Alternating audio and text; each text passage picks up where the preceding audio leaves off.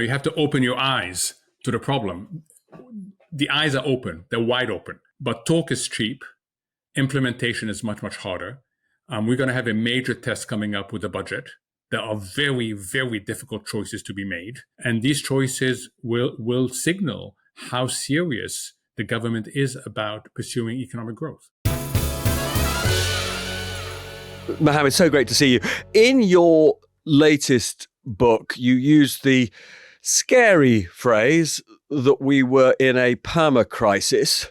Do you think there's any evidence we're coming out of it? Not as yet. The perma crisis is the sense that we are going from one big disruption to another. And in the process of doing so, two things happen. We lose resilience, either human or financial. And second, it becomes harder to put us back on the right course. And I think that if you see what has happened over the last 12 to 24 months, there's further evidence that we are in this phase of perma crisis. So how do you get out of it then? We think that you get out of it by addressing three major causes. The first is that we've lost the ability to grow our economy in a durable, sustainable, and inclusive manner. And if you don't grow, it becomes much harder to reconcile all sorts of discrepancies, all sorts of competing claims. And that has not just economic and financial consequences, but also political and geopolitical. The second is to stop making policy mistakes. We seem to be making the same policy mistakes over and over again and not learning from them. The third and the most difficult one is better global policy coordination. Some of the big problems we face today, like climate change, are common to many countries and can only be solved collectively. So if you can grow, if you can stop making mistakes, and if you can cooperate better across border, we stand a good chance of getting out of this. I think we're going to come back to the whole agenda for sustainable growth because, of course, it's so relevant to this country. But I just want to start with the last of your important points, which is so many of the problems we face globally, whether it's the kind of instability we're seeing, or actually the worst instability, the appalling scenes that we see in the Middle East or in Ukraine, or whether it's climate change.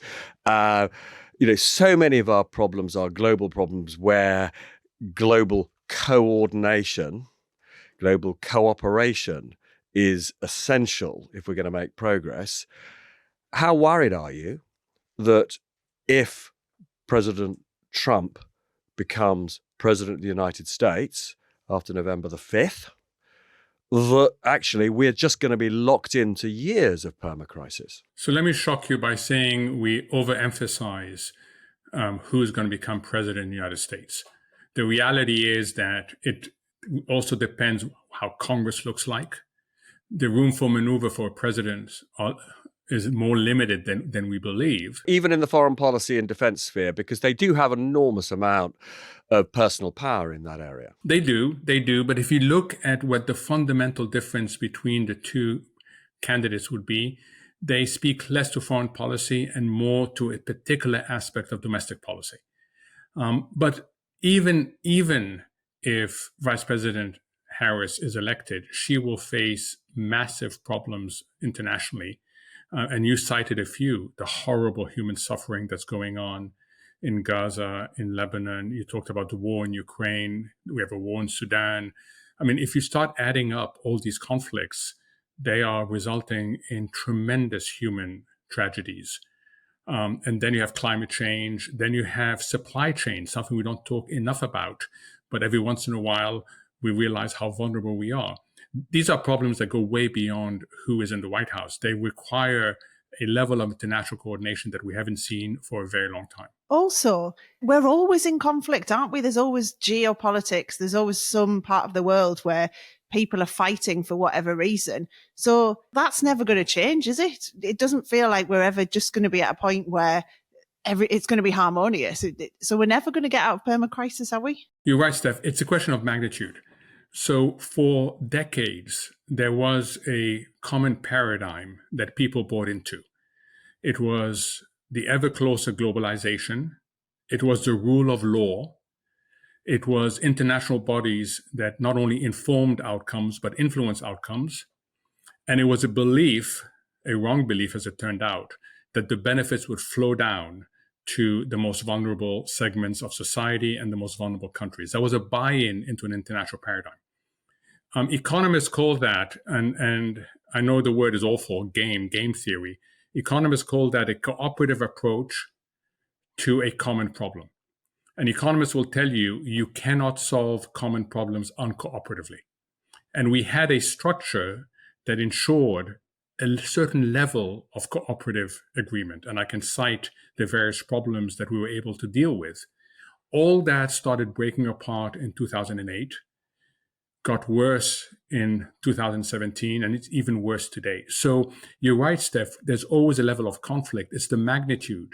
And what we have is we no longer have a unifying paradigm that ensures buy-in. But just on that point, I don't want to sort of overdo the Trump part of the conversation, but he, more than any significant leader of the democratic rich world, has no confidence in those very institutions that we relied upon to produce the cooperation that meant we manage these conflicts better. So that is why I would say, if Trump is elected, it is a significant and worrying moment. So you're right that he has less trust in multilateralism.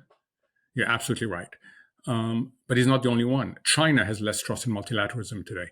China believes that the system that exists reflects the world of yesterday and doesn't make enough room for the new powers and the new middle powers of today. India feels the same way. But just on that, Mohamed, they're right, India and China, that these institutions do need to be reformed to reflect those important voices. They're absolutely right. And we had the hope when the G20 was created in 2009, with Gordon Brown here pushing it and President Obama pushing it in the US. We had the hope that you had a different construct that would allow for the reforms of these organizations to make sure they reflect the realities of today and tomorrow. Unfortunately, the G20 has not performed as expected. So what, Mohamed, then do you think, how do we get to that point where we have collaboration? Because I feel like we're describing some utopia that's just, we're never going to get to. And, for businesses or for organizations trying to navigate through all this, it's like, that's never going to happen. So we've just got to find our own way through it, haven't we? So I'm a little bit more hopeful, Steph. I think recognition is a first important factor. We can look at the case of the UK today. Everybody's talking about growth. People have understood that we need, to use the Labour government's phrase, a growth mission, that we need to focus on growth, because while growth isn't everything, without growth, you get very little. So there is growing recognition that not only do we have problems, but we also have a set of solutions. Now, there is no big bang. This is going to be incremental. There is one other development, and as a dad of two kids, a 21-year-old and a 28-year-old, I apologize to them every once in a while for the world we're leaving them. We're leaving them with a world of high debt, high inequality, insufficient growth, and a climate crisis. But we're also leaving them with very powerful tools. What is happening in artificial intelligence, what is happening in life sciences, what's happening in sustainable energy. These are serious transformational opportunities that hopefully will allow us to get to a better path. I think ultimately, and you may think I'm too hopeful, I think we're on a very bumpy journey to a better destination. We just have to navigate the journey better. I love hopeful, though. I'm definitely the optimist out of mine and Robert's relationship, I think. Listen, I'm not a listen. I hate it when you tar me with the badge of pessimist. I'm not a pessimist. I'm a realist. I don't think you can fix problems unless you open your eyes to them. On though the issue of debt, which you just raised, we should remind people that you had this very important role running the world's biggest sort of investor in, trader in public sector debt, PIMCO. There is a sort of debate about whether we overstate the seriousness of the debt burden bearing down on the public sectors, the governments of many developed and indeed developing nations. Are we overstating that issue? Or do you believe, as some economists believe, that this is a mega crisis waiting to happen? Robert, you're going to hate my answer. It's both. If we don't do anything about it, it's a mega crisis that's waiting to happen. And it can happen much faster than anybody expect. Just go back to 2 years ago under Liz Truss, when the market lost confidence and the pension system almost collapsed. It was unthinkable that within a few days and weeks, the whole UK pension system could collapse. And if it wasn't for the Bank of England's intervention, it would have collapsed. So we are in a fragile situation. We have more time to fix it if we choose the right solution, because the right solution buys the patience of the market. But just on this, therefore, is the problem the numerator or the denominator? In other words, is it the absolute quantum of debt, or is it the fact that our economies aren't big enough? It's the denominator. So there's 4 ways to solve a debt problem: the good way and 3 bad ways. The good way is by growing your economy, by growing the denominator. So that's the denominator, just to remind people, just so that when people are listening, growing the economy means what you're concentrating on is the denominator. Yeah. Get a second job, and not only can you maintain your standard of living and increase it, but you can pay off your debt. Grow your income is number 1. Number 2 is austerity. We've tried that, and austerity works maybe for 6 months, but it does not work as a recurrent strategic approach. Number 3 is something else we've tried, is artificially low interest rates. You tax creditors and you subsidize debtors. It distorts all sorts of things in the economy and causes all sorts of vulnerability. You can't rely on that. And then the 4th one is you default, and that has enormous costs. So if you look at the 4 ways to solve high debt, growth dominates. And the markets understand that. And the market are much more tolerant of governments and companies that pursue growth and use debt to pursue growth than they are of those who simply use debt to pursue day-to-day activities that don't result in higher growth. So do you think what we're hearing then now from our new government in the UK, that we are going to get growth? Do you think they're doing the right things? Because I know you've talked about planning reforms and fostering innovation and that type of thing to encourage growth. Are you hearing that now? Are you feeling optimistic that it will be achievable in the UK? So I go back to what Robert said, and I wrote it down here. You have to open your eyes to the problem. The eyes are open. They're wide open. And I think the articulation of the approach in terms of the growth mission is a major step forward. But talk is cheap. Implementation is much, much harder. We're going to have a major test coming up with the budget.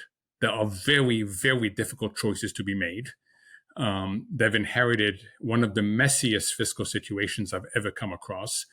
And these choices will signal how serious the government is about pursuing economic growth. So on that, one of the things that we were both shocked by in the run-up to the election campaign, during the election campaign, is the extent to which Rachel Reeves, who was then Shadow Chancellor, simply closed down any suggestion that she should modify her so-called fiscal rules to allow more borrowing for productive investment. Now, it's quite clear to me, I'm sure to you too, that there has been a significant shift since she's become Chancellor, significant shift in the Treasury, and we are going to get a modification of those rules, which will allow more significant borrowing to fund the kind of productive investment that stands a chance of improving productivity and growth. If you were designing these rules about how much you can borrow for investment, how would you design that system? So I'm one of the people who signed a letter to the Financial Times that fed into a really big discussion going on that says that the fiscal rules we have today served a good purpose, but they are way past their use-by date. And they're way past their use-by dates in 3 ways. And this is no different than a parent who uses a simple rule to change behaviors, but once behaviors change, you evolve the rules. So there are 3 problems with the fiscal rules we have today. One, you just cited. It doesn't differentiate enough between what you're spending money for. And that is a huge problem. Second, it imposes artificial time horizons. And these time horizons get in the way of economic logic.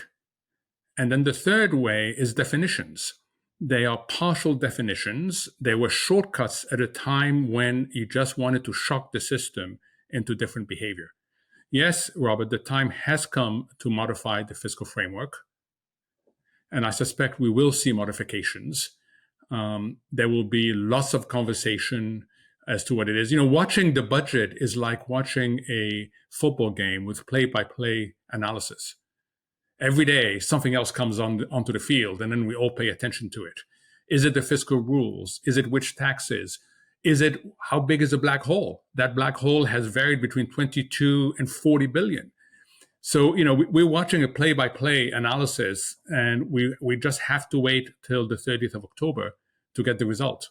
But can I just ask you one question on one of her rules that is as yet lacking quite important detail? So she's got these two rules. One of them, which we know she's going to change, is that the gross value of public sector debt has to be falling as a share of GDP in 5 years' time. We know that she's going to modify that to an extent to strip out borrowing for investment. But there is a second rule, which almost nobody focuses on, which is very constraining for her, which says at the moment that, quotes, over time, the amount that is spent on day-to-day public expenditure, whether it's wages or welfare, over time, that will move towards being totally covered by taxation, that there will be no borrowing to fund day-to-day spending. Rather strikingly, and I'm rather surprised that nobody much has focused on this, she hasn't put a time horizon for getting the so-called current budget into balance. What is the right time horizon? So that's known as the golden rule, and that actually makes a lot of economic sense. You want to balance your current expenditures with your current revenues in order to give yourself flexibility to respond to crises, to invest in the future drivers of growth. Otherwise, you have a structurally weak budget. It's no different than us. If we are spending more than we're earning on our day-to-day living, if the fridge breaks down, if something happens, we simply will not be able to do it. So that is actually a good rule. And I think this is a rule that will stay in there. And it's one that economists like a lot. As to what time horizon, it depends on so many other trade-offs. You have to view the budget in its whole. If you start picking little bits, Robert, and I know it's frustrating, nobody will be happy. But the point I'm making is the OBR actually cannot assess the public finances unless it at least is given some guidance about, so in the old days, Gordon Brown used to talk about getting balance over the course of the economic cycle, which was a slightly nebulous approach, but then, essentially you could make an assessment of where we were in the cycle. The previous government talked about a different kind of balance over 5 years. She's not actually made a decision about whether it's the cycle or whether it's 5 years. And I'm just really wondering which approach you favor. So I would favor the cycle, and I would favor the other thing that Gordon Brown said, and is not repeated often enough: prudence with a purpose. Prudence with a purpose is really important. Yes, we want to be fiscal prudent, but be fiscal prudent in the context of a growth mission. And I think that's important. I think if you go back to 1997, when Gordon Brown came into the Treasury, there's a lot to learn.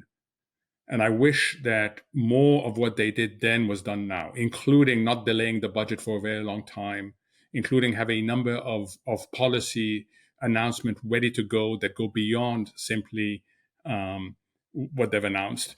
But it is what it is. The good news is that the government can play catch up at this stage. The big difference, though, between then and now, and I've heard you talk about this, Mohamed, is that we don't have the external engine we once had.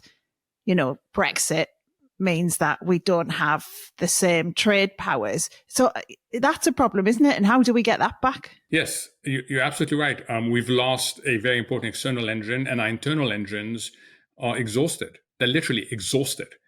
So what do? First, you work very hard, to use the Prime Minister's words, to release the brakes on your existing engines. But the second step, which I suspect we're going to hear a lot about, and the investment summit recently focused on it, is you create new entrants. And the UK is lagging the US in particular. It's ahead of the rest of Europe, but it's lagging the US in particular in focusing on the engines of tomorrow. And these are really important. Steph and I talk an enormous amount about the potential of artificial intelligence and the industrial revolution we are living through. I do think both within the public and the private sector, this offers obviously risks, but enormous opportunities to improve productivity and, as an extension of that, therefore, wages and living standards.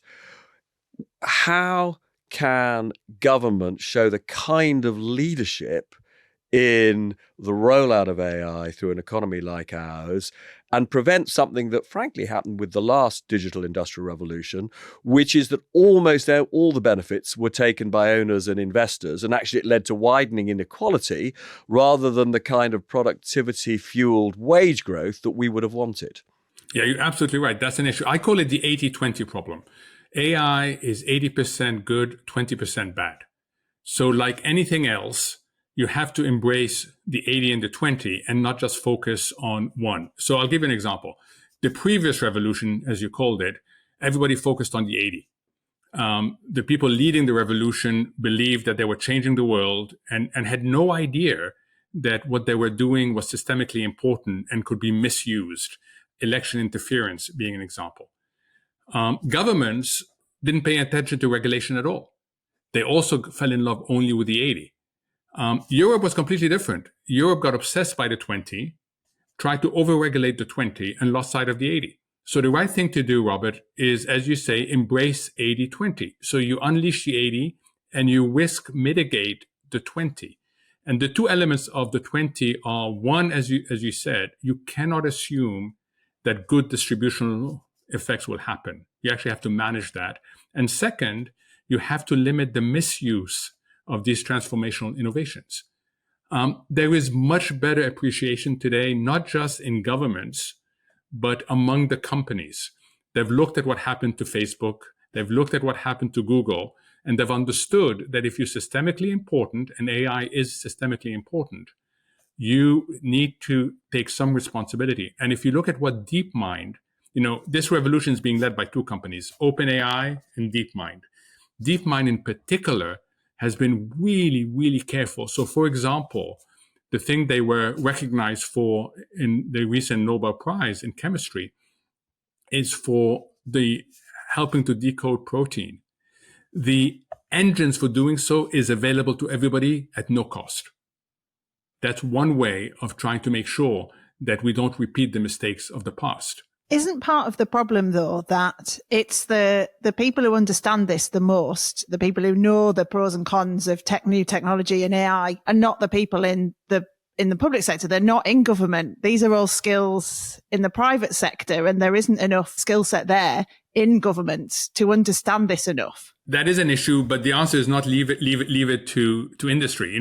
I heard that argument in 2006 and 2007 when the financial sector was innovating with all these derivatives. And the argument was, wow, they're so smart, they can self-regulate. We should have, quote, light touch regulation, regulation, because they're so smart. And it turns out that even smart people can do really stupid things, especially when the motivation is profit. And the result was a financial crisis that could have led to a multi-year depression. So yes, the public sector is lagging, but there's a need to educate the public sector because you cannot leave this to the private sector on its own. But just on, therefore, the 20% of bads that flow from this, and there's one aspect of it that I am obsessed with, which is, the extent to which, you might lead to quite significant job losses as super powerful AI simply replaces people, or you simply employ relatively unskilled people, give them AI tools, and then pay them minimum wage, simply because even without skills, you give them a bit of training in the use of AI, they're going to be as good as currently people who've got really quite high levels of skills. How do you make sure, if you're a government, that AI doesn't lead to massive wage compression and unemployment without doing the kind of interference in the private sector that actually deters the kind of necessary investment that we need in the UK to see rollout. Yeah, and this is a long-standing problem. It's not just an AI problem. Think of the controversy over P&O ferries. That has nothing to do with AI. That has to do with working conditions. And do you try to reset working conditions? Do you not try to reset working conditions? Look, those of us who are looking at AI in terms of the impact of the economy identify two influences on labor. One is labor substitution, you just talked about it, and the other one is labor augmentation, that labor can do even better things with AI on that. And my own assessment, and remember, this thing is moving really quickly, but my own assessment is the labor augmentation side far exceeds the labor substitution side. We will have to absolutely keep an eye on those who are adversely impacted. They have to be protected. But as you say, it's really important not to inadvertently also frustrate the labor augmentation, because at the end of the day, if we don't get higher productivity and higher growth, our problems are going to be much worse than what they are now. We've talked, Mohamed, quite a bit about fiscal policy. Can I ask you about monetary policy? Because I've heard you say before that you think we're too reliant on it. And my biggest beef, when I've said this quite a few times on the podcast, when we've been talking to people from the Bank of England and so on, is that how can you control inflation domestically when so many of the inputs to our prices now are international, and it's not things you can control by, putting up interest rates to stop people having as much disposable income to spend, and therefore that brings prices down. I feel like we are too reliant on monetary policy to solve our domestic issues when, as you've rightly pointed out, a lot of it's to do with what's happening globally as well. But what do you think? So the good news is we're getting out of this phase where monetary policy was, quote, the only game in town. And I wrote a book called The Only Game in Town back in 2016, worried about what you just said. The reason why we got into this situation, if you go back to the global financial crisis, is that central banks, after they intervened to fix broken financial markets, they looked around and who do they hand off the next task of ensuring high growth? And governments didn't step up. So central banks started being a bridge, and they believed they were a bridge to somewhere good. And it ended up, particularly in the United States, where they ended up not being able to hand off to anybody. So they took on more and more responsibilities with very imperfect tools. Now, there's a recognition that it's time for the central banks to get off center stage and allow those with tools that impact how you structure an economy, how you debt manage an economy, to play a better role. And I'm glad the analysis is now shifting as well, because we were so dependent on central banks that we basically gave a free ride to other parts of government in the economic sphere. The other thing I will tell you that central banks themselves dropped the ball because they became excessively data dependent. It's like driving the car looking through your rearview mirror. You will end up crashing. And central banks lost sight of the inflation challenge in 2021, which caused a much higher increase in interest rates than would have resulted otherwise. And now that inflation has come down, it's time for them to retreat and let others be center stage. I mean, one of the things that you recommend, but I see absolutely no sign of this happening, and actually weirdly, I've also made the same case. I'm going to have to pay Steph some money now because I'm about to mention my last book. We have a rule, Mohamed, every time he mentions his book, it's 20 quid to me. So I owe you 20 quid. No, you're all right. We'll let you off. But It's that's all right. what's We'll let pushing you up off. You're a guest, inflation at but the moment. unfortunately, because I'm a permanent fixture here, I have to pay her some money. But anyway, but in How to Run Britain, what I say is that the inflation target should be increased to probably 3%. You take that view. And you also make the point, which is plainly right, that one central bank can't do it on its own because there is a risk that investors would punish that particular government's debt if only one central bank does it. So you've got to have global coordination. All major central banks have to move to 3%. I don't even see a proper debate going on about this at the moment. How demoralized are you about that? I'm not demoralized because I've been in this situation often, and then, the ball comes to you at some point. So do you think this is going to happen? Do you think the inflation target will move to 3% over time? I think in 5 years' time, inflation targets would be somewhere between 2.5 and 3. In fact, there'll be a range, not a point, a range, 2.5 to 3. Why won't it happen immediately? Because central banks cannot change their inflation target after they've missed it for so long. Go behind closed doors, and you have a very active discussion going on as to things like, what is the neutral rate? Which we've talked about on this program. And obviously the neutral rate is way higher than we thought it was five years ago. Correct. And I agree with you, Dad. And most people agree. So instead of me paying you the 20 quid for mentioning the book, I'll take a 20 quid bet with you. But you have to remember, because I'll forget, that in 5 years' time, the ECB, the Bank of England, and the Fed, and particularly the Fed, will have an inflation target of 2.5 to 3%. Okay, I'm definitely going to take the bet, not because I think you're wrong, but just because it's definitely worth me paying 20 quid if we get to that position, because it's definitely good for the world if that happens. So I'm prepared to pay 20 quid to get to a 2.5 to 3% inflation target. Okay, as they say in Marcus, you're done. What do you think this means then for interest rates, Mohamed? Because there'll be a lot of people listening who, have got mortgages and things, or, their rent is often based on what the landlord's paying for their mortgage. So where do you think that's going to settle? Because we've heard 3% said by Swati Dhingra from the Bank of England, who's on the as the new neutral rate for interest rates, as it were, going forward. They'll be lower than they are today, but they will not be as low as what we've had following the global financial crisis. People have to realize that that period was a period of artificial interest rates. I'll give you an example. There was no economic textbook that had the possibility of negative nominal interest rates. The notion that you lend your money to somebody and then you pay for the privilege of lending them your money. It's absurd. And yet, in 2017, 30% of global government bonds were trading with negative interest rates. That is how artificial the system had gotten. We are not going back there. But it was bad. It was completely crazy. We all said it was crazy at the time, but it persisted for quite a long time. It persisted because central banks were the only game in town. Yes, it's absolutely. And now we will be paying the consequences of this period of artificial financial conditions for quite a while. There's an unfashionable area which you referred to earlier as being at best work in progress. Arguably absolutely not enough has been done, which is fixing supply chains. And, we saw during COVID the significant cost to all of us that when you can't ship really vital stuff from the other part of the world, economies break down. And you believe that supply chains are still way too vulnerable, don't you? I do. I think companies overdid it on efficiency.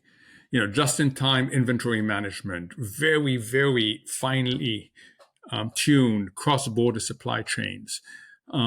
And we live in a world, to go back to the beginning of our discussion, that is subject to shocks. And those shocks are getting more frequent and more violent. Who would have imagined that the Suez Canal, boats in the Suez Canal could be attacked?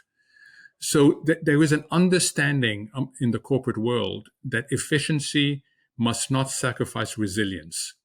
And what you're seeing happen is people building more resilient supply chains. But it takes time, especially when everybody's trying to do it. I sit on a corporate board, and one of the objectives is more resilient supply chains. But guess what? Our competitors are trying to do it as well. So it takes time. Well, one really important aspect of that, we've got a US president trying to increase semiconductor manufacturing capacity within the US, but that takes years. We are massively still dependent on Taiwan's semiconductor manufacturing capacity. So much of the global economy is reliant on those semiconductors. How vulnerable do we remain to, China taking the kind of actions against Taiwan that would disrupt the supply of semiconductors? Clearly, it's one of the big 5 risks out there. And to those listening, if all this sounds a little bit strange, remember what happened during COVID. You couldn't buy a new car because of inputs lacking. You can buy a refrigerator because now even your refrigerator is a smart refrigerator. So, we are vulnerable to that. But Robert, as you pointed out, there are efforts to diversify. It just takes time. Before we let you go, Mohamed, can I ask you a bit about one of our favourite topics to talk about on this show, which is the lack of investment into the UK, and that being a big problem for our growth and for pretty much everything. What are your thoughts on what we can do about it? Why we're not an attractive country to invest in? So, Steph, and you pointed earlier to one big contributing factor, and I'm not here speaking in political terms, I'm just speaking in economic terms, which is you cannot replace something with nothing. So if you had a special relationship with Europe and UK-based companies could export to Europe really, really easily, and then suddenly you decide to do away with that and you don't replace it with anything else, you are less attractive to the rest of the world. Your market, the market you can serve out of the UK, shrunk considerably. Add to that inconsistent policies, and the UK became less attractive at a time when the US was going through what is called economic exceptionalism. So we shot ourselves in the foot in a major way, and we're trying to recover from that. And the investment summit that was held recently is an example to try to overcome the information gaps that external investors have. But I can tell you that I've talked to enough external investors who say, that's all great, but let me just wait and see for a while. Because the decisions I make have a 5 to 7 year time span, and I can't just say yes today and no tomorrow. I have to be pretty confident when I say yes. Can I just ask you on a sort of related issue? You're a slightly unusual world-class thinker who's decided to make their home here, and you run a Cambridge College along with all the other things that you do. UK-born people who were also educated in the UK, have just picked up, there are 4 Nobel Prize winners, right? 1 for physics, 1 for chemistry, 2 for economics, right? And on one level, this is a source, I think, should be a source of great pride for this country. But it's also very striking that actually all of them at different stages have moved to America to develop their careers and to exploit their intellectual abilities, turn them either into great academic breakthroughs or indeed commercial breakthroughs, or they've been reliant, in the case of both, Hinton and Hassabis, on American money from Google, right? Not British money. We obviously have fantastic institutions that generate brilliant people who actually come up with transformative ideas, but we don't, and this has been something I've moaned about for actually decades, we don't have the infrastructure to develop and reap those benefits sufficiently here. What do we do about that? I'm smiling because back in 1983, when I was completing my PhD in Oxford, I went to see my local MP. And I would say, I just want to point out that I went to a British boarding school. I went to an undergraduate course in Cambridge. I earned a grant from the SSRC, it was called the Research Council at the time, to do my PhD.